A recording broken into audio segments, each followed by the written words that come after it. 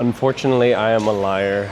I kind of said about like 2 months ago that I was gonna make a workout video where I kind of just do my workout. I did not do that, which I mean, it's not a bad thing. I just didn't prioritize it at all. But in my defense, I have low-key completely switched up what my workouts have been like just because running and biking are so taxing. Oh my gosh. And like there was that little 2 month where I was going on swims weekly and like I kind of switched up and I've been just kind of picking and choosing what works for me here and there, and I am pretty confident what I have right now is a pretty phenomenal workout. So it's Thursday. I don't know what split you would do, but I personally have been doing a PPL since I started working out and it has never failed me. I will say though, when choosing a split, you should really think about your recovery and ultimately what works good for you. It's like I hit legs twice a week because I can, like I'll be fine. Like by the time legs come back around, I'm recovered enough. But some people don't really recover that well, or maybe their recovery process isn't the best. Like maybe not the best sleep or not enough nutrition. So ultimately, just see what works for you, and then you can take this as advice to plug in wherever you want.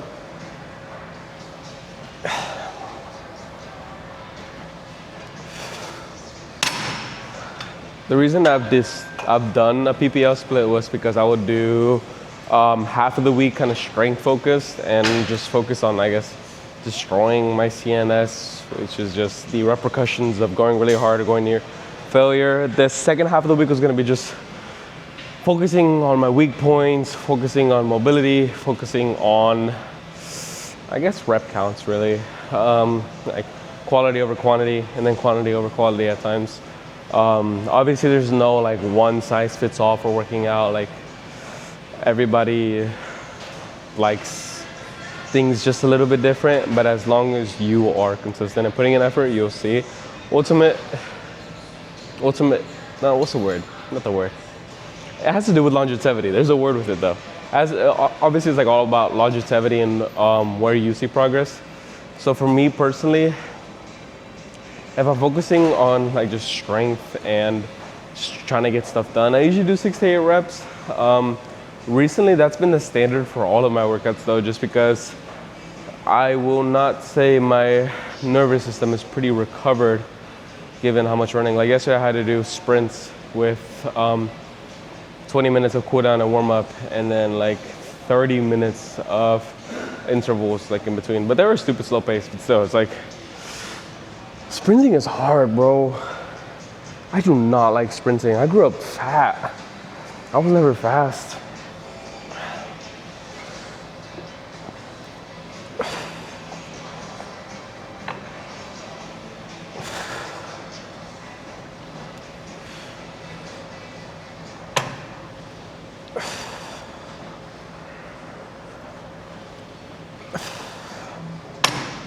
But I will say though, the big reason I kind of stuck like 6 to 8-ish reps was because in my head, I'll usually shoot for 10 or 12. That's usually what I say I want to do, because I know when I want to stop, it's not really when I should stop because of that stimulus that's created, like that burning sensation and that whole like, wow, this is hard. It's like you want to get through that to ultimately give your muscles the stimulus for them to grow if that's what you're trying to achieve, a bigger muscle. But my thing is, usually if I'm shooting for a higher rep count, when I get to 6 to 8 reps, that's usually when my form starts breaking down. And ultimately, you should really prioritize your form and how you're getting it done, because it doesn't matter what you do.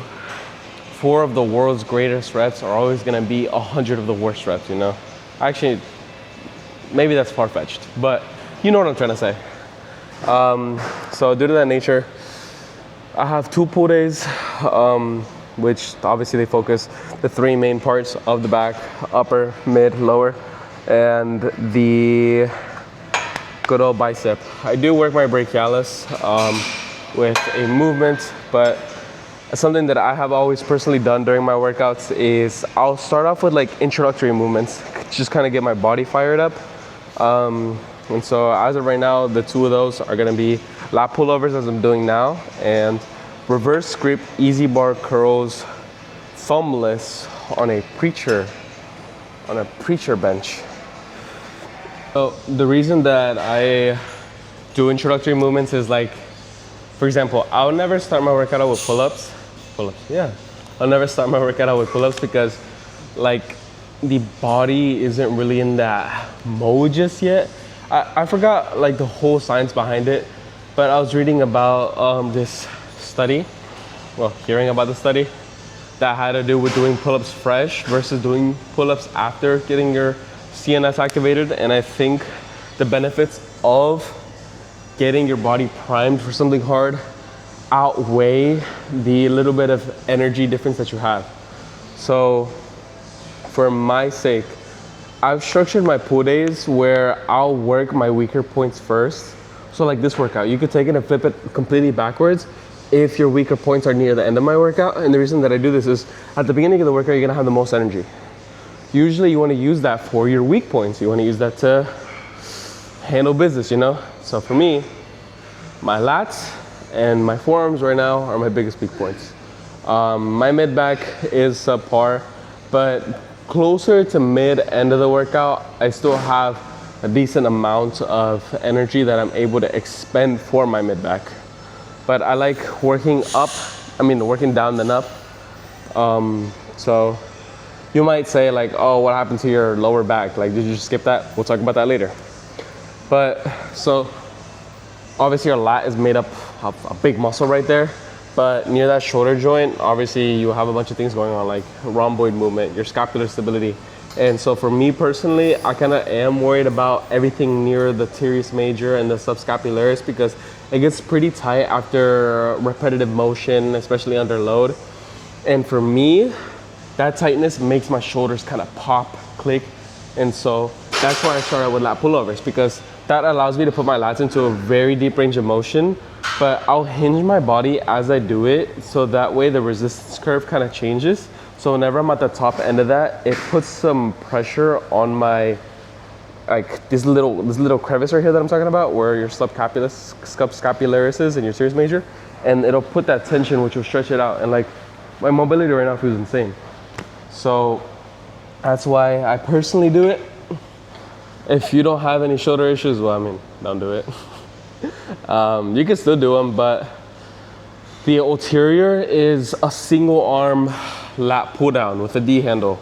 Preferably do it with a bench because it adds some stability. Ultimately, you really want to chase stability when you're working out because that's going to allow you to really isolate what you're trying to put in. It's like, what if I'm doing squats and my upper back is weak? Like, I'm not really going to be able to push my quads the way that I want to, and say, why not just do leg extensions if I'm really worried about my quad? But that's a terrible argument because at the end of the day, I think compound movements are above anything else. But going back to the introductory part of the workout, really opening up my lats and getting some blood flow in there, it helps me get some stimulus out of it. I'm able to really stretch it and apply some load, which will strengthen my actual shoulder mobility. And moving into these reverse grip easy bar curls, doing them thumbless forces it so that your fingers have to really squeeze on that bar. And so that pre-squeeze applies tension onto your forearms, onto the brachialis. And just doing it on a preacher curl machine, it adds stability, but I've tried doing these standing up, thumbless, and like I sometimes swing my body if I'm trying to go heavy, and on top of that, I end up using my bicep. I end up using a bit of the short head. And so I know doing it like this, I'm still gonna get some bicep, but it's a lot less than what I would do when I'm standing up. And right now, I'm not trying to really prioritize the bicep. Right now, I'm just trying to get the forearm going. But what you can do, if you really wanna add some, I guess, spice in your life, kind of go down and then wrist curl it up and then go up. But I don't do that just because I'm not gonna complicate my life, you know? Being consistent is gonna do a lot better than being extra with one workout. It's kind of sad though, like how much weaker my back and my arms are in proportion to the rest of my body. but it's okay. It's just, it's all in the mind. It's all in the mind. It's not actually real. But yeah, going back to the whole like why I do things the way that I do is when I started working out, I wanted to be big, obviously, but it's like something that I've noticed amongst a lot of people who get bigger or just been in the gym for a long time is like mobility becomes such an issue. It's like, bro, I want to be able to scratch my back. And it's like, I still can. Like right now, my shoulder mobility is a lot better than what it was a couple months ago. But the thing is, like, I started switching up the way I do things. And so typically, something that's really important to incorporate into a pull day is a rowing movement and a pull down movement. That is just going through the two patterns itself will ultimately give you the benefit of keeping cerebral mobility. But for me, it just personally wasn't enough. That's why I added that kind of hinge movement. And I will say though, it's like, I know there are machines out there to completely replace that. Like in a perfect world, I have access to a Nautilus pullover machine, the one where you can put your elbows into it, and that stretches you really far back and go like this, and that load is insane. And the resistance curve, beautiful. But I don't have one, so I gotta make do what I can. And I mean, if you don't have something like that, you can always do like dumbbell pullovers. Dumbbell pullovers work pretty good to get that subscapularis pretty opened up. So yeah, mobility is something that I really prioritize because it's like, I want to be strong in all angles, not just this angle, you know? I don't want to be strong just pulling down. I want to be strong in just whatever application that I need to use my body in. And forearms, kind of just aesthetic. I don't really care about my grip strength. But it is really important to have strong forearms.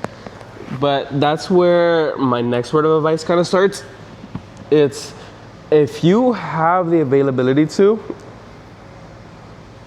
and you are willing to try something new if you haven't done this already, is get a pair of lifting straps.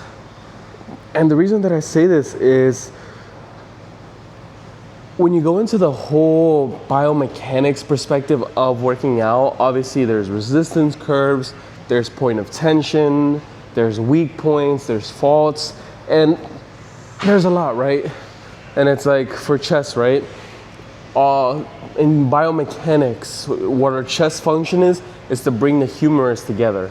And so when you take that into perspective, you gotta be like, oh, obviously then a fly machine is one of the best ways to get your chest to grow in the stimulus, and it really is, but you gotta use it with a grain of salt. Like, it's not the only way you can load the chest. But for me, what I started thinking about is, if I'm hitting my back, right, and my back is getting strong, because our back is pretty quick at getting strong, what happens with my forearms? Forearms don't get that strong that fast. Like, they get strong, but there's gonna be a time where your back is gonna start outperforming your forearms, your grip strength. And ultimately, it's like, are you gonna be working out your forearm sub-optimally and not getting the tension that you want for your back? I wouldn't do that. And so I got a pair of lifting straps. I've had the same one for like 2 years, dude. It's insane. I got them for free off of Gym Reapers because they had like a free link. It might even still be active. You just gotta pay for shipping. It was like $7. But what lifting straps do, ultimately, there's different designs. There's some of them that hook onto it and basically eliminates your forearm completely. I don't have them because I'm not spending $50 on it. I can just work my forearms. But I have a traditional, very simple one where it's basically like a strap. It goes around your wrist and then you loop it over. Like if this is the bar, you loop it over and then you grip it on the other side with your hand. I don't have them on me because I kind of lost them. They're in my car. My car's in Myrtle Beach. But it eliminates that whole forearm fatigue or that forearm dependency. It's like your forearms, if they start giving out, the strap starts holding on more. And like, something that a lot of people say is like, if you use lifting straps, your forearms are gonna get stronger. And I kind of disagree because my forearms have gotten significantly stronger as I've used lifting straps. And in the whole measure, it's something that I've noticed is like doing weighted pull-ups, right? I can squeeze the bar really hard and I feel my forearms, but let's say they start getting tired or start giving out, whenever my grip starts loosening up, the strap starts getting tighter. And so it's like a little balance, vice versa. But I can't really speak on the hook straps because I've never tried them, but I do know they do eliminate most of your forearm. Like you just gotta put your fingers on it pretty much. So ultimately it's whatever you want to spend, right? Whatever you want to do. I personally, I like leaving some difficulty in there with the added benefit. So yeah, if you can track your workouts. I've never been like a big nerd on like working out, like progressive overload and da da da da. But the thing is, if you're consistent, you're gonna get stronger. If you're getting stronger, you need to keep track of that.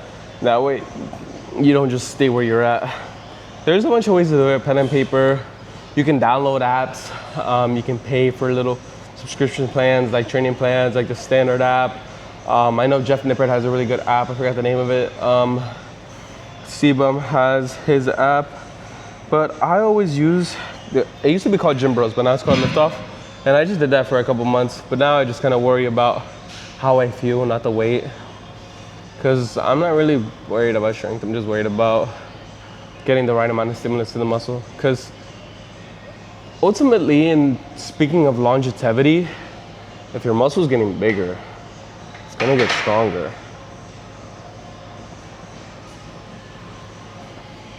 That's it. I'm not gonna overcomplicate it.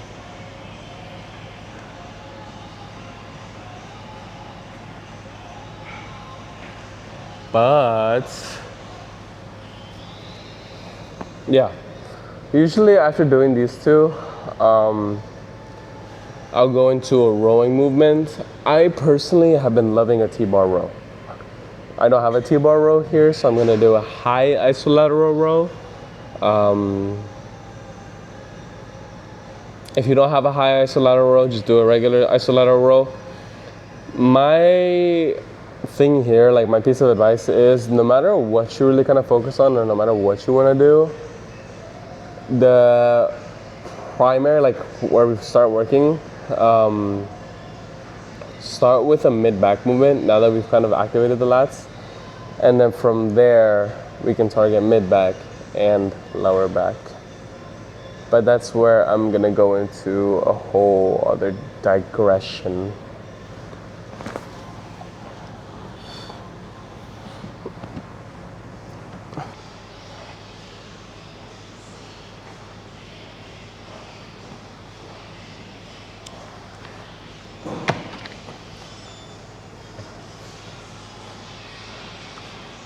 So here is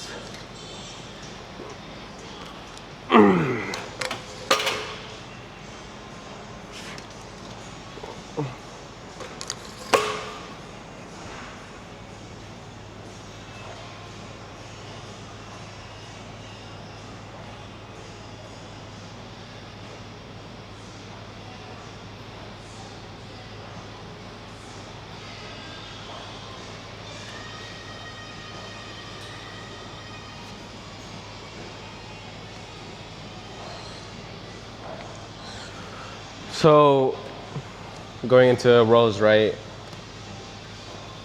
Going back to my biomechanics. Whenever you row, whenever you're pulling, you have flexion. You have flexion at 2 points, right? And so the weakest point is your biceps. That's why I personally like starting with the row, because my biceps and your biceps shouldn't really be cooked by now. They should be kind of activated because your brachialis got in there. You got a little bit of activation, but we haven't really focused on them or isolated them at all. So that's where we go into the next movement, which is row. The biggest cue that I like to think about with not just rows, with anything back related, drive with the elbows. So the way that I've talked to people about it is your wrist, your forearm is just an anchor. That's why I argue using lifting straps. Like there's a point where your wrist, your forearm strength might not catch up with how much your back can pull, and that's okay. But with these movements, right? Like my forearm is just grabbing it, but I'm gonna imagine pulling my elbow back down and really hard back. And that's what's gonna give me that really deep contraction in my mid back. And another thing to focus on, this one is a little bit harder to do. Over time, the more you work out and the more you focus on your form, it becomes muscle memory. But really isolating that muscle is by going through the same range of motion. So I kind of have my elbow going down about a 45-degree angle from my body. So I'll keep it like that, and I get an amazing contraction. Now, there's little tips and tricks here and there that can make movements better. And I personally like doing things unilateral because there's actually this thing called a bilateral deficiency where if you're pulling both at the same time, your nervous system sees all that effort you're trying to put in and it'll kind of cap you out or limit you. But the thing is, if you're only doing one side at a time, what your nervous system is seeing is perceivable effort. It's not significantly as much, and so I'm able to push out a little bit heavier. It's like, let's say you have 240s and you're trying to curl them out, and then it feels like you can't do either now. If you drop one, you'll probably be able to get one side a little bit more in. So I try to kind of use that as a little mind game for me to be able to push a little bit heavier and push out a couple higher quality reps for more reps. So, right, getting a good grip. And then one of the tips and tricks I was about to talk about is twisting your body. What this does is it gets your lat or whatever muscle you want to do a little bit into a more stretched position, which ultimately more range of motion, more stimulus. And so that little twist too, it kind of aligns with the fibers of the lat because they cross over, they go horizontal, well, kind of diagonal throughout your body. So when you do that, you get a bit of preemptive load, and then you go down and you squeeze, and you get such a good squeeze. And the same thing. And another cue, that's more of a tip, is whenever you're doing pull movements, pull downs, any back movement, let the elbow drag. So you want to go slow, as in controlled. You don't really get anything from going super slow. You still get the same amount of tension, but you are able to benefit from having a controlled set, right? So whenever you go all the way back, really focus on the range of motion and squeezing back. But when you go up on that negative, the eccentric, control it so that that tension is applied, and right at the end, kind of let your elbow go a little bit more forward. That way, you can get that full range of motion, that full load, which ultimately you benefit from. And there's actually a study that 60% of the muscle growth has to do with the eccentric, and there's a similar ratio, like 40 to 60% of how our brachialis actually helps our biceps push out a little bit more weight. That's why on hammer curls, like if you give up, your strength for the negative or the resistance part or the eccentric is a good percentage stronger than your contraction. But we're not talking about that right now. So yeah, if your weak point kind of is going down up, I really recommend doing it in this order because you get that activation in your lats, and you get your forearms going, get a little bit of blood flow into the biceps, then you're going into these and then knocking them out, getting great workout for your mid-back, and then moving into biceps. So your biceps aren't cooked at all just yet, and you've been able to get that double point flexion, but we're gonna go into something pretty soon.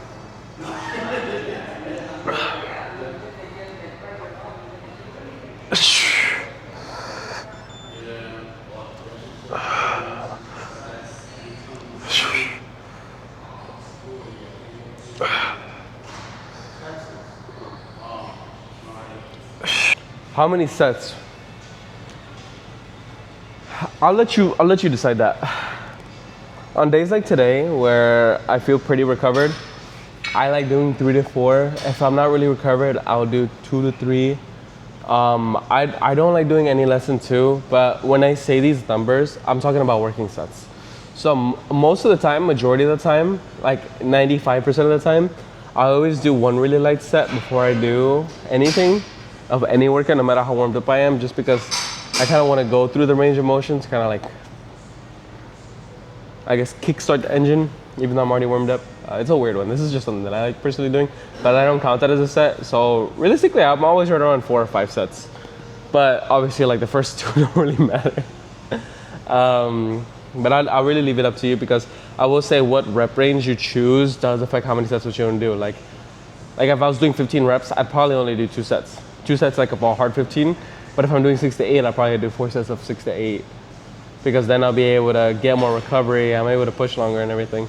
But that's been my sweet spot, because I like just pushing really hard for really quality reps and then get some recover, which I'm able to get that for.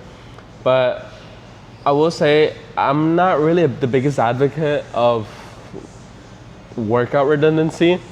Like, I know people that'll do 2 rowing movements in one workout, and I just find that to be a bit redundant, because the thing is, like, your muscle fibers don't know what you're doing. They don't know, oh, he's doing isolateral row. Oh, he's doing another row. Let's just skip that. No, your muscle fibers, they respond to stimulus, and that's that. In my opinion, if you're not able to get the right amount of stimulus from the right amount of effort you put in with the right amount of technique, right? Out of one workout, then you should probably just focus on pushing yourself a little bit harder. So that's why I just only do like one of each. And the thing is, ultimately, working out, the recovery process is a lot more important. So if you're getting the right amount of stimulus, it's not about like, oh my gosh, I need to feel sore after the workout. Like, yeah, it feels great. Like, I'm not gonna lie, do I push for it sometimes? Yeah. But that's not really the indicator of growth happening, you know. It's just strength, recovery. Those are signs, you know. Progress takes time, you know. And you'll see it over time. And if something's clearly not working out, then you might need to adjust. But that being said, I'll do one of each movement, target each part of my back, and just kind of bring it pretty gosh darn close to failure. Pretty gosh darn close to not being able to do anymore. But that's where I go to the digression that I was about to tell you of biomechanics, what it has to do with flexion. Since your bicep is pretty a weak point in rowing movements, like a T-bar row, your biceps end up giving out. You can actually eliminate that by doing rows like a shrug. So with this, I kind of have to imagine I'm just shrugging backwards. With T-bar rows, you can imagine you're shrugging upwards and backwards. With the seated row, just shrugging back. And doing this, it doesn't eliminate that mid-back tension. Like, as long as you're really retracting your scapula back and then depressing it forward where you feel a stretch, you're taking your mid back through the full range of motion. You're just eliminating that weak part of it, which is your bicep. So for example, for me, like my last set, if I only do one, or my last two sets, if I do two, I'll usually do a weight that's heavier than what I can do where I'm focusing on the full, right? The full portion, which is with the elbow flexion. But then I'll add a little bit of weight and then I'll eliminate the elbow flexion. So my mid back is able to push heavier out of just pulling that. I will say though, doing shrugs like this, it kind of got my inspiration from Kelso shrugs. It's a little difficult to kind of imagine though, because you just gotta squeeze your mid back and it's kind of a weird thing to do at first. But what I like telling people is, imagine you're pulling your elbows back as if you're about to bend your elbows and then going through the movement. So it's like here, right? Like ideally you would pull your elbow back and then bring your bicep in, but I would just pull my elbow back and then squeeze my back. And that right there, it's amazing because you're able to get so much more stimulus for the mid back. And ideally, if you've been pushing yourself pretty hard, your biceps shouldn't be tired, but they should be at a point where you could still push out another hard set with your mid back.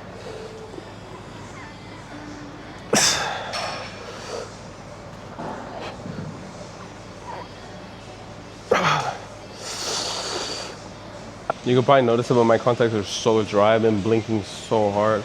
I'm probably gonna take them out later. But I'm gonna do my run after this. I'll have a threshold run. I was allegedly supposed to do an hour 30 of a base run, but I think because I did sprints yesterday, my watch was like, let's not do that. But it's okay. Kind of just finishing up what we were talking about over there when it came to Kelso shrugs or shrug variants and eliminating the bicep portion of it. I personally, I've liked doing that even if my bicep isn't tired, because the thing is like, why would I tire out my bicep when I'm not even hitting it just yet? I'm trying to hit my mid back right now. So it's like, why not just conserve my bicep for when I'm actually gonna hit? So that brings us to our next movement, which is a reclined preacher curl. Cues are really just go back, put your head on the bench. Ideally, keep your head on the bench. Like if you're lifting your head off the bench, then you're probably going too heavy. Just saying. So I like doing these, kind of letting the weight drop my shoulders back, and then I'll preacher curl it, and I'll be about I guess a 90 degree between my elbows, like this arm to this arm is a 90 degree. But if we're talking about it, it's probably like 45 degree. The reason that I like doing it on an incline is I'm able to just really target the long head and eliminate that brachialis assist. And I mean, if you like getting your brachialis in there, by all means, go for it. I personally, I already hit my brachialis. Wow. So I mean, why would I just be redundant about it? And the thing is, like, as I'm doing these, I do feel my brake callus on, like it was already on. I mean, at the end of the day, no matter what you do, if you're doing a preacher curl and if you're in this motion, your brake callus is gonna activate. So I do them here.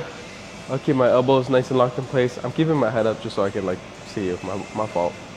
But ideally keep your head back, shoulders back, keep your elbows in place, and just go up and down through that range of motion. I will say, anatomically speaking, not everybody has the same elbow or shoulder or whatever.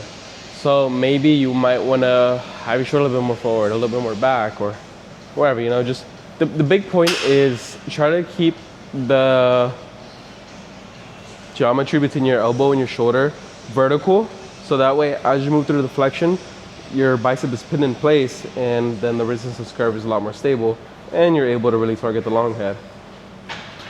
So I guess it is a little FYI, your bicep is made up of two heads. You got the long head and the short head. One of them affects how full it looks, like from the length, and one of them affects how tall it looks. And so for me, I just do one and one. Studies have already proven that biceps don't really need a lot of volume. Hit them hard, you're done. 2 movements. So I do 4 movements a week on bicep. But unfortunately enough, biceps are kind of a, I consider them more of an accessory muscle than a solo muscle, because I mean they kind of support everything. Like when you're doing rows, when you're doing pull-ups, and when you're doing anything that involves flexion. Like even for me, like I'll do a lot of movements with the Zercher grip, bam, biceps activated. And I will say though, like ever since I just started focusing on getting really hard sets in with my bicep, I will say there was a little bit more growth than when I was just trying to do them being lazy. Like I was like, I'll just do 4 sets of 15 curls. Nah. But as you can see, I did a really light set just to get into that movement. And then I'll go heavier. Sometimes I'll pyramid up. So like I would have grabbed a 25, and then a 35, and then a 45. But I'm not really too worried about how much weight I can lift. I'm just worried about how much does my bicep feel this. And at the end of the day, don't ego lift, man. If you want big muscles, you don't gotta lift heavy. If you wanna lift heavy, well shoot, you gotta start out small. And so I mentioned it earlier in my last set of the rows, the high isolateral rows. I'm not talking anymore. I took a little break in between. Not long enough to call it a rest, but long enough for like my mind to be ready for another one. Obviously it's all about loading and all about whatever, right? And just having fun while you do it. But there was a thing that I used to do a lot more than I do now. Now I do it a lot less often. It's a myo set. So a myo set is where you take your given movements and you get a weight that you relatively could do 40%, 50% of your max. Like let's say my heaviest bicep curl is 100, right? I would do like 40 pounds or 50 pounds. I don't remember if I said 40, 50, or 30, but a little bit less than half. Like a 40 pound, and I'll do that for 15 reps, anywhere from 15 to 20, and I'll let go of the weight, and then I'll go up to something that's 60 to 80% of my max, which could be like 60s, 70s, 80s, whatever. But then you do 5 to 8 reps, 30 seconds after you finish those first 15 to 20. So let's say, for example, you did 20 reps, right, of the really light weight. Do the 20 reps, take a 30-second set, rest, and then do the heavier one and only do like 5 to 8 reps. So let's say you want to do 8 reps. So 20, 30-second rest, 8, and then you take another 30-second rest, 8, 30-second rest, 8, 30 seconds rest, 8. So technically you're doing 5 sets back to back, and it's like a really mean superset. But the thing is, like whenever you do the lighter variation first for a higher amount of volume, you preactively get that mechanical tension and the mechanical load really high, and then you take a decent enough rest to be able to get more in. And then since you're doing heavier, your CNS is going to respond to this as more stimulus. But the thing is, like, you're not going to absolute failure because you're getting a rest in between each portion. So you're able to get a lot more done in a really short window. But by no means do I recommend do this for every set. It's like one of those things, like it's a nice finisher, you know what I mean? It's a nice little cherry on top. I used to do it a lot for squats, and my legs loved it. But I will say though, there is some grace in doing a really hard workout. Makes your next one's really hard. So I guess you can do something really hard every now and then. It'll make everything else feel really easy. Not really easy, a lot easier.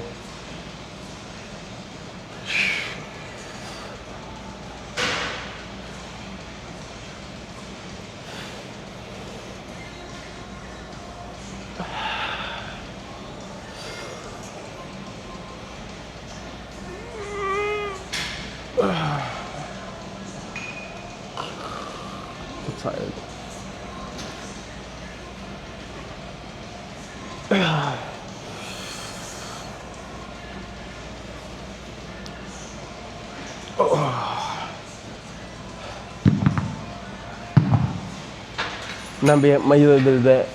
You might not be able to notice it, but usually when I finish that set, or like my bicep sets, I feel like I can only get like 1 or 2 more reps out, and that's what you want to aim for when you're focusing on that stimulus. I can go into RPE and RIR, but I'm not gonna make this a huge technical video. But it could, I'm like, don't call me out. I hate working on my bicep, bro. I don't like it. Same thing with my back. Like that's probably why my pull days are the weakest, because I just don't like doing them. Like every now and then I'll have fun, but it's just like, let's kind of recap what we've done so far. Got our lats activated. We opened up that subscapularis area, give us that range of motion. That way we don't feel tight. And obviously, whenever you go through full range of motions and you strengthen the weakest part of your body, that's very good for injury prevention. After that, we worked on the brachialis. This is a weak point in my physique, and I got small forearms. And ultimately, I don't really care too much about my grip strength, but good grip strength matters a lot. So that being said, we moved into isolateral high rows as our first as our first working set. The reason we did that was because getting that mid back targeted and getting some pretty active little mild bicep activation before it's fatigue, that's pretty good upward movement, right? Lat up. And so I mentioned it briefly earlier that I think compound movements are one of the best things to exist. But the thing is, whenever you do compound movement, in my opinion, I think you should do isolateral or focused on one thing movements before you do them. Now, some people argue doing compound movements and then doing isolateral. For me personally, I just didn't like that because I just felt tired. Like I would try really hard and then I'd be really tired. And so I started doing isolateral and I didn't really feel too tired. Everything felt really strong, and then bam, I'll go crazy. And so now we're doing pull-ups. This is another one of those areas that lifting straps really just shows how beneficial they are.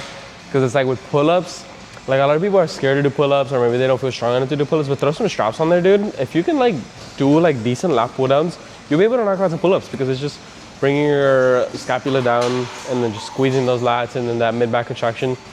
Obviously though, pull-ups aren't really the most introductory movement if you're just now starting working out. If you can't do pull-ups, just do progressive overload. If you want to do pull-ups, progressive overload. Like I personally, about a year ago when I first started really being consistent, I could not do a single pull-up. But I just went on the assisted pull-up machine, started wrapping them out, slowly started decreasing the weight. You can also use a resistance band, or you can just really target your lats and just keep on making them stronger. But at the end of the day, nothing's gonna make you better at doing something better than doing it. So if you can do assisted pull-ups, do that. If you can do resistance bands pull-up, do that. Or if you wanna do deficits. I'll let you look that up on your own. I'm not gonna go into that. I don't have my straps, so I'm just gonna be doing bodyweight pull-ups, but I personally have gotten to the point where I can do weighted pull-ups. My heaviest was 80 for 4, but it's one of those things that's pretty hard to do.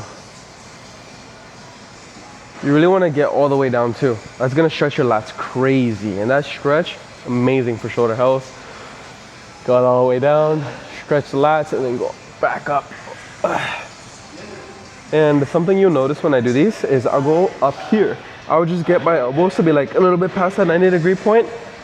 But if I can't, like if I'm doing weighted pull-ups, I usually just bring it up to here, that 90-degree angle. Because that little tiny portion doesn't really change stimulus all that much. I do think it's always best to go all the way, try as hard as you can. But going above the bar with your chin or having cues like that, I just find it not really rudimentarily applicable because I'm not doing it for CrossFit. I'm not doing chin-ups. What I'm trying to do, I'm trying to get a movement in that puts a load on my body, my nervous system, which will ultimately make me stronger. It's gonna make my shoulder health better. It's gonna hit my lats and mid-back pretty good together. So just go all the way down, go up, try to get that 90-degree minimum, go up a little bit more if you can. Those are cues that I like doing. I am starving. I'm getting Cece's pizza after this. But going to the next talking point would be squats, pull downs, pull-ups. I don't remember.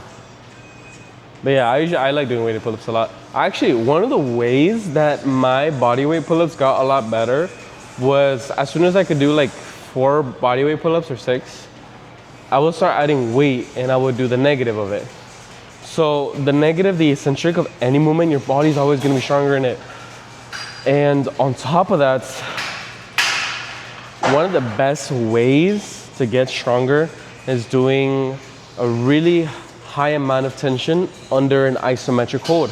The thing is, whenever you're talking about hypertrophy and stimulus, you're just talking about trying to get the muscle bigger, but whenever you're trying to focus on strength, it's about having the highest amount of tension for the longest points. And so let's say for a pull-up, right?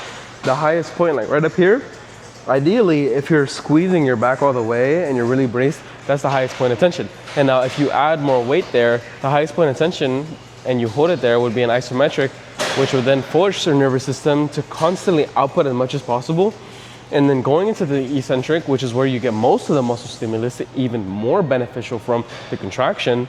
So if you just combine the two, do some holds, release slow negatives with some added weight, eventually that progression is gonna catch you up really, really aggressively and you're gonna feel a lot stronger. That's what I did. I just like throw on a 20-pound weight on my ankles. I would jump up and I'd hold it. I would hold it for like 5 seconds and then I start going down really slowly. And so I'm getting stimulus. I'm getting an isometric at the highest point of tension, which is forcing my nervous system to try really, really, really hard, which is ultimately gonna help with that shrink gain. So it's like a no-brainer. I'm not that good at explaining isometrics though, or plyometrics, but plyometrics are goated, I'm not gonna lie. They made my calves so much stronger and my knees so much more resilient. But pull-ups, I usually like doing 3 sets. I do 3 weighted sets. And then I'll do a drop set on the last one. So I'll take the weight off and then I'll knock out a couple more reps, really wide grip, just focusing on getting my body done. Just emptying the tank. And I will say, wherever you are personally in terms of strength for a pull-up will definitely define how you do these. So it's like, when I first started doing pull-ups, I would do assisted, right? And let's say I'd have 100 pounds assisting me, so realistically I'd only be lifting 80 pounds. So I do like 4 sets of 12. And so when I started doing with less assistance, right? Let's say I moved it to 60 pounds, so now I'm moving 120 pounds.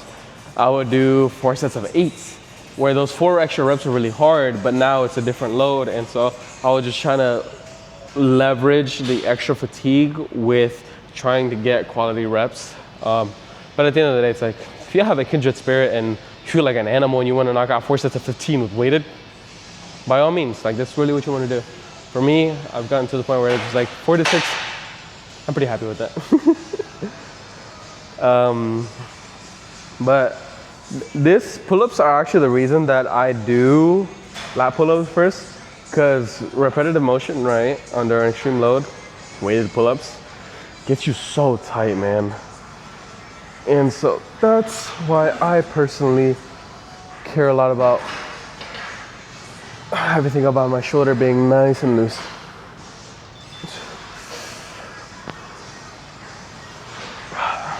We'll do one more set just because I want to. Fun fact, a really tight back makes your chest tight. sometimes when I have like a stretch my back or whatever, I hear my chest pop and I'm just like, yo. That's why recovery is really important. I will say though, if you're going hard on your back, foam roll. Foam roll. Foam roll. Because that tightness, that scar tissue, that fascia, all of that builds up, dude.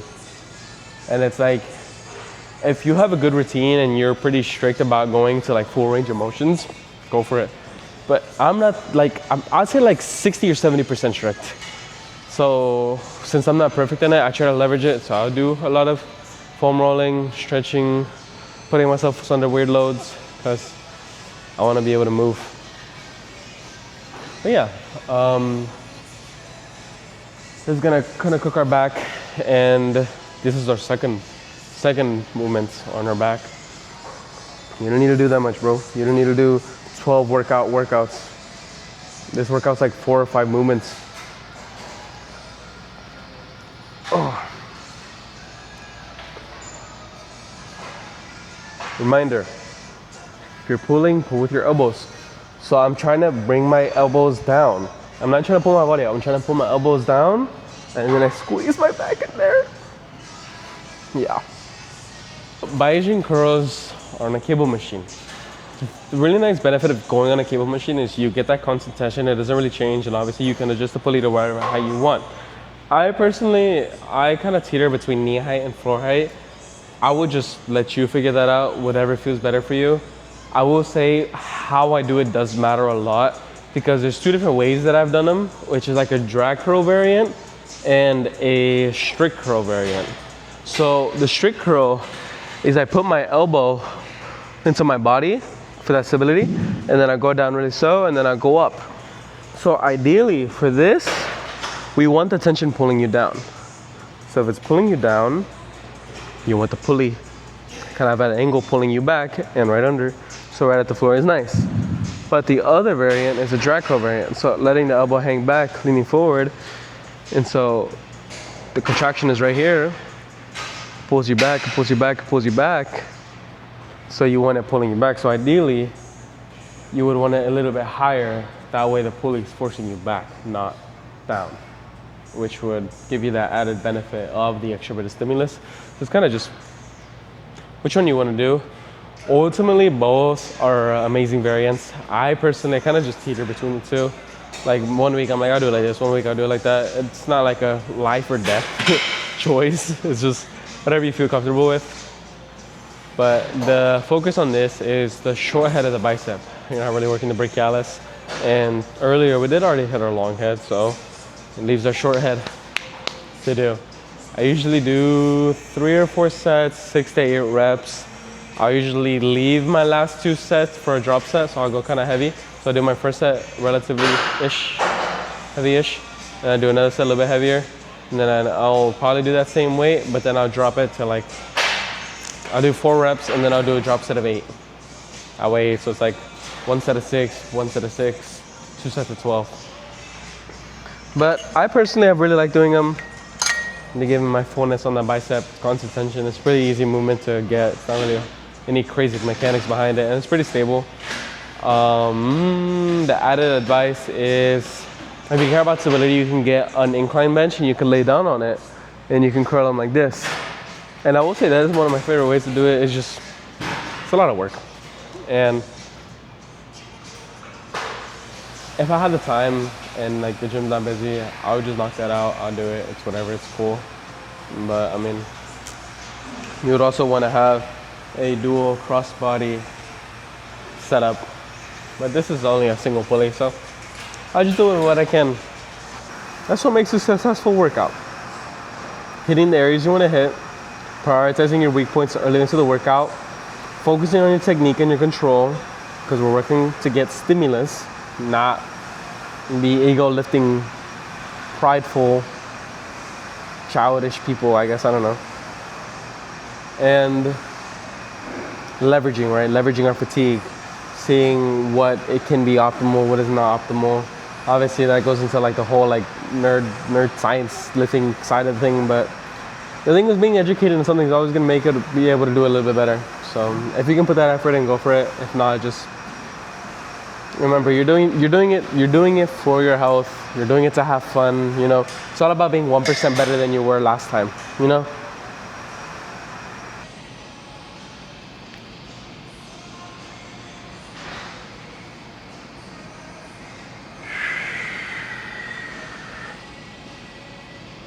School's expensive. Oh my gosh.